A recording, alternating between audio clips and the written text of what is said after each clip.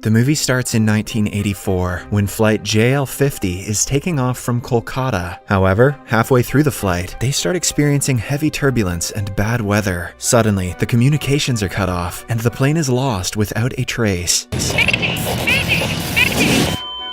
From that day on, not a single clue is found regarding the disappearance. The movie then cuts to 35 years later, in the year 2019. We are shown a remote village in West Bengal named Lava, where a bunch of kids are playing football. Suddenly, a large plane flies over them, which is very rare in a hilly area like theirs. The group immediately rushes in the direction of the plane and finds out that it has crashed into the nearby hills. The scene then shifts to Kolkata City, where the protagonist, Shantanu, is watching a news report on TV. The report mentions that a commercial airplane, flight AO-26, which had several high-profile people on board, has gone missing. It is suspected that the plane has been hijacked. A while later, Shantanu heads to his workplace, the Central Bureau of Investigation. It turns out that he is a high-ranking officer there. He then goes to the crash site with his colleague, Gauranga, and starts his investigation. At first, he approaches a rescue soldier and inquires about their progress. The soldier reveals that all but 2 people died in the crash, and the survivors are receiving medical attention. One of the survivors is the pilot, and the other one is a passenger. The strange thing is that a passenger's corpse is found in the cockpit, indicating that the plane was hijacked before it crashed. After the conversation, the 3 prepare to board a helicopter to visit the crash site, but just then, the soldier remembers something very important. He tells the CBI officers that the crashed plane is not the one they're looking for. In simple words, it is not flight AO-26. It is in fact flight JL-50 that disappeared 35 years ago. The movie then flashes to the past, to the year 1984, and we are introduced to an aspiring pilot from Kolkata, Bihu. She has everything one could ask for: a high-paying job, a loving family, and a bright future. However, for some reason, she is upset from the past few months. Her mother tells her to brighten up and forget the past, but Bihu simply ignores her and leaves. Back in the present, Bihu is fighting for her life in the hospital. She is none other than the pilot of the crashed flight, JL-50, which went missing in 1984. Meanwhile, Shantanu and Gauranga travel to another remote village and visit a school. There, they summon the physics professor, Dr. Subroto Das, and start interrogating him. Shantanu reveals that the crashed plane, JL-50, had departed for its destination in 1984 and disappeared without a trace. He also tells the old man that one of the seats in the flight was vacant and the ticket belonged to none other than Das himself. For a brief moment, Das is visibly stunned, as this is some Final Destination shit, but he claims that he doesn't remember about the past as he has become old now. Dr. Das then heads home and starts searching for something. A few moments later, he collects a bunch of documents, some pictures, and burns them all together. This implies that he knows something about the plane crash. Later, a news report reveals that a terrorist organization named the ABA has claimed responsibility for flight AO-26's hijacking and is demanding the release of their leader, Partho Majumdar, in exchange for the passengers' safety. Partho is scheduled to be executed in a few days. It is also reported that the officials will surrender to their demands. A few days later, pilot Bihu regains consciousness, and Shantanu heads over to interrogate her. First and foremost, he asks her how the plane crashed, and Bihu starts narrating everything. She reveals that, like any other day, the flight took off at 3 p.m. For the first 10 minutes, everything was fine, but suddenly, a passenger barged into the cockpit and stabbed the co-pilot to death. The in-flight meals must have been terrible. He then gave Bihu some coordinates and threatened her to alter the plane's route. But before she could comply, the weather deteriorated all of a sudden. This caused the plane to go through an intense session of turbulence, and soon, it crashed. After the story, Shantanu asks Bihu the location and date of the flight's takeoff, and the latter replies Kolkata, 1984. As expected, Shantanu doesn't believe her words and calls her a liar. He then mentions that they're in 2019, and hearing this, Bihu is taken aback. To find out more about her, the CBI officers reach Bihu's old house and interrogate some of the neighbors nearby. Since the incident happened 35 years ago, not many people know her, but fortunately they come across a couple who were close to Bihu's family. The husband reveals that Bihu was a skilled pilot, but her career started going downhill when she got into a relationship with a man. He made her pregnant before marriage and passed away mysteriously. However, Bihu's breaking point came when her child was born dead. Soon, the husband takes out a photo album and shows a picture of Bihu right before she was killed in 1984. 1984. Lo and behold, she looks exactly like the Bihu in the hospital. Despite the evidence, Santanu, who doesn't believe in time travel, still thinks that everything is fabricated. Later, he heads back to the CBI base and listens to the black box recording of JL-50. As Bihu had mentioned previously, some hijackers entered the cockpit and killed the co-pilot. Then, after a while, everything went silent. Santanu asks his technician the last date the black box recorded anything, and the latter mentions August 23rd, 1984. This comes as a surprise to everyone, as a black box is virtually indestructible. Hence, they adamantly have to believe that the plane has somehow traveled through time to the year 2019. Meanwhile, the second survivor from the JL-50 flight crash, Mitra, has regained consciousness. When a nurse informs him that the crash has another survivor, Mitra immediately heads to Bihu's room to finish her off. Luckily, a nurse notices him and calls for help. However, instead of surrendering, the lunatic Mitra holds the nurse at knife point and emerges in the hospital's hallway. Santanu also arrives at the same time and tries to calm Mitra down, but the latter doesn't listen. Instead, he slowly approaches the main door, and when everyone is expecting it the least, he escapes. Santanu runs after the lunatic, but by the time he reaches downstairs, Mitra has already escaped in a car. Suspicious, Santanu then conducts research on him. He finds out that Mitra was a genius who was a professor at the Kolkata Science Research Center. He was also a left-wing activist who was involved with some terrorist organizations 35 years ago. After finding Mitra's address, Santanu reaches his home. There, he finds a huge collection of books, files, and other research papers that Mitra had written in his lifetime. Santanu opens one of the files and comes across a research paper named Project A. When he flips over some pages, he also finds the blueprint of the JL-50 flight. Realizing that it is related to the plane crash, he decides to take the file with him. Later, in order to find out more about Mitra and his Project A, Santanu goes to the Kolkata Science Research Center and talks to a professor named Ashwini. As soon as Ashwini hears about the project, he starts giving a history lesson. He mentions that in 253 BC, the Emperor of India gathered scholars, scientists, and philosophers from all around the country to produce 9 different books, which taught about several supernatural arts like invisibility, the ability to fly, and time travel. These books were then buried into the ground, fearing that the enemies might use it for their personal use. Several millennia later, some pages of the time travel book were found, and a team of researchers was put together to prove the theory. This top-secret research program was labeled Project A, but no conclusion ever came from it. After hearing this story, Santanu inquires about Mitra, but Ashwini mentions that he doesn't know much about him. Instead, he suggests Santanu meet Dr. Das, claiming that the two were very close back then. At night, an enraged Santanu barges into Das's house and confronts him for lying earlier. He then brings out the Project A papers and tells Das to reveal everything. Left with no choice, the old man starts speaking. He says that Mitra's father was a part of Project A, but when they couldn't find any conclusion, the government pulled the plug on it. Years later, Mitra continued his father's research, and after working day and night, he finally found the code. Once again, Santanu doesn't believe in the story and calls it BS, but Das tells him that everything is true. He continues by saying that Mitra, using his genius mind, researched the incomplete Project A papers and found the formula, with the help of which he discovered some wormholes in the Earth's atmosphere. Through these wormholes, time travel is possible. Das further mentions that he was Mitra's disciple at the time, so he knew the entire plan. Mitra wanted to hijack a plane, fly it through the wormhole, and reach another timeline. For this, he formed an alliance with Partho Majumdar, who is the terrorist leader that caused plane AO-26 to be hijacked in the present time.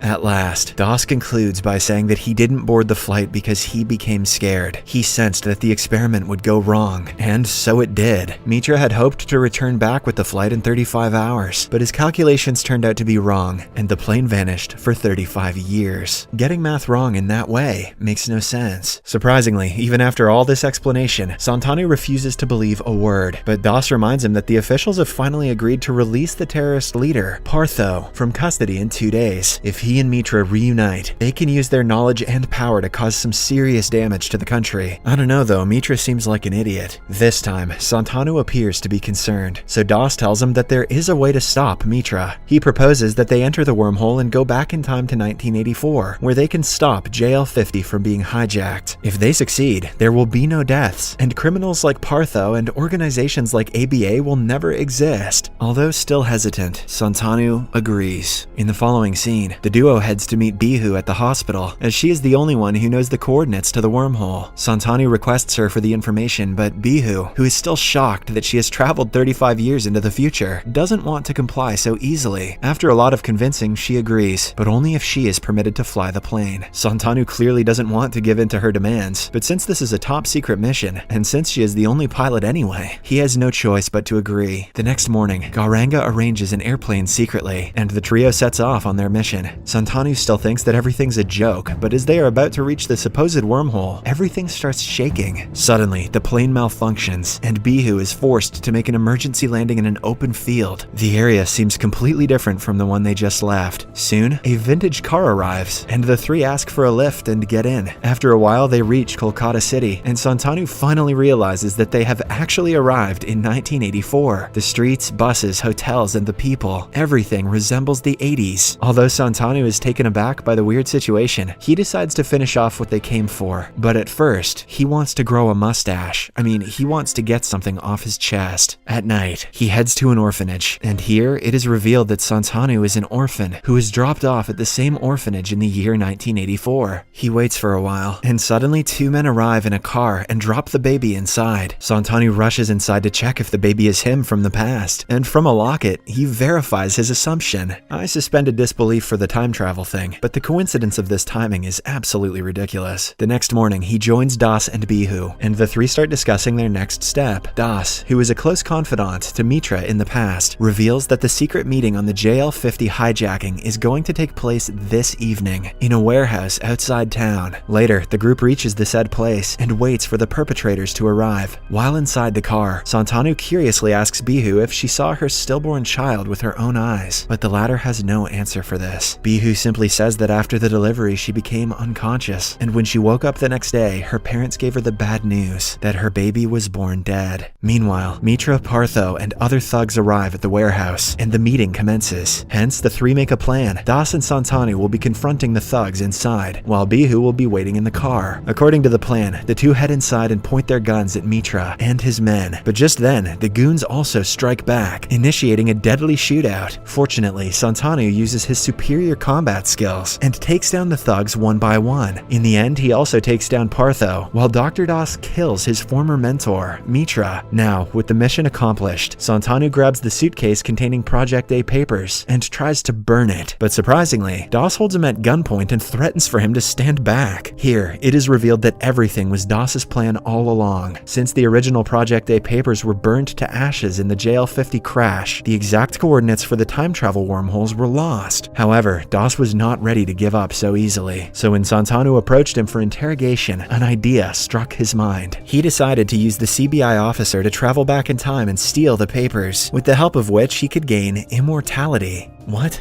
Das also reveals that the day Mitra escaped from the hospital, he arrived at his house, but instead of helping, Das killed him, hence removing a major obstacle from his path. With this revelation, the two shoot at each other, but Das comes off of it the worst, allowing Santanu to destroy the papers once and for all. He then proceeds to leave with Bihu, but suddenly, all three of them begin experiencing an excruciating, painful sound. It turns out that since Mitra and his men were killed, the plane JL-50 never got hijacked, and hence, the three never traveled to the past. Now, the timeline is rejecting unwanted anomalies, and hence, the three are all teleported back to the present. However, a small change in the past results in a completely different and alternate future. In the final scene, Santanu is shown traveling in AO-26 with his wife, and their plane is not hijacked. In fact, both flight AO-26 and JL-50 were never hijacked, as the villains were killed back in 1984. Santanu and Gaurango even run into each other in the plane, but do not recognize each other. This means that the two never became friends in this alternate reality, and probably Santanu did not even get to join the CBI as an officer. Santanu then arrives at the same orphanage to celebrate his birthday. As he is playing with the kids, an old Bihu approaches him and hugs him tightly. In a shocking turn of events, it is revealed that Bihu's son was not born dead after all. In fact, the child was dropped to the orphanage by Bihu's father, as it was born before Bihu was married, and he feared that the society wouldn't accept her. The child is none other than Santanu himself. However, in the new timeline, after the JL-50 flight returned safely, Bihu's mother eventually told her the truth, and that's how the mother-son duo were reunited. Now, in this timeline, the two have never been apart. The movie ends as Santanu and his mother distribute presents to the orphan kids and play with them, as both are empathetic, happy, and grateful for their new lives.